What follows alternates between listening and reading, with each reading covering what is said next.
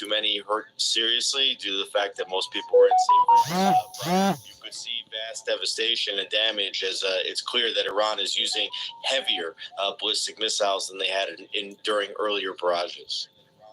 I did want to ask overall what the reaction, and you kind of touched on this already, but what the reaction was like there in Israel when you learned of those strikes. Because as you mentioned, there was no information really coming in. Are y'all able to hear this? And then all of a sudden, we got that Truth Social post from President Trump, and everyone was alerted. I may be buffing.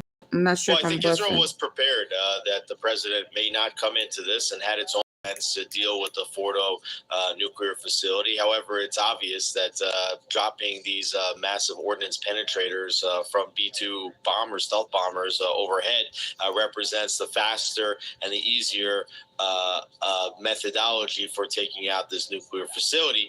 But I think for Israel, it's more important than just the ease of the attacks. This makes great. Thank not you. only more successful that the facility has been damaged, but also it gives a lot more validation to the operation. You'll see probably much less international condemnation of Israel for doing that. As a result, it gives a lot of legitimacy to Israel's war against Iran. And the other thing is that it actually makes it much more likely to have some kind of a quick negotiated end to this conflict, because if the Iranians understand they're going to war with the United States, they're more likely to cut their losses and get out of this a lot faster than if they were only fighting against Israel. You could have seen missile barrages against Israel lasting for a much longer period of time. Obviously, we're going to have to see what the next hours and days bring, but that's the hope in Israel and all around the political spectrum, left, right, center, everybody issuing nothing but praise for President Trump for coming in and doing the dirty work of bombing the Fordo nuclear facility.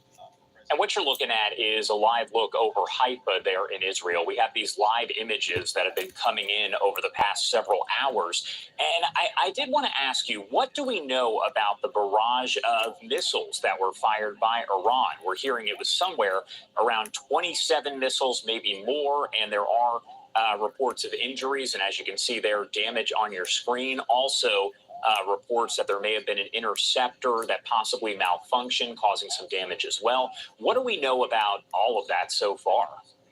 Hi, David. Well, correct. There was a major strike in Haifa, and it happened without air raid sirens going off, and that's because they think that the missile interceptor malfunctioned, and therefore the sirens didn't go off, so people weren't even in their safe rooms when that happened. So that could be one of the reasons why there was so much damage. The Iranians are reporting that they've used much more sophisticated weapon this morning, including like a 2,000-kilometer range missile with a 1.5-ton warhead, and that could also be why you're seeing such great devastation on the ground. That each one of these missiles, when they're more sophisticated, have a heavier payload and go faster, can obviously achieve much more damage. Also, in the last couple of days, we've seen the Iranians using cluster bombs that, when they come into the atmosphere, then they break into as many as 20 different pieces and can cause multiple impact sites with just a single weapon.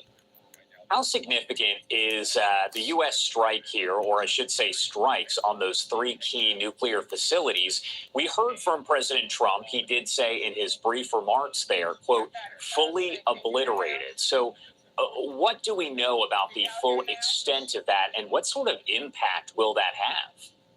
Well, we're still trying to learn all the details, but what it basically means is that Iran can no longer enrich uranium, that any of the enrichment that they would need in order to get to a nuclear bomb has now been taken out.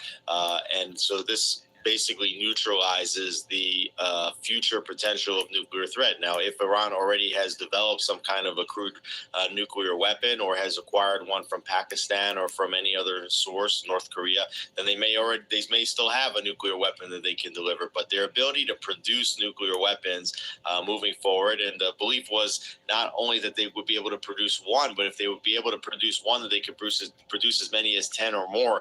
So that capability has seemingly been eliminated. And when we talk about the comments that we are getting from the Iranian Foreign Ministry, I mentioned this off the top, but they did warn the U.S. hours after the strike, saying that the U.S. has itself launched a dangerous war against Iran. Just based on your perspective, your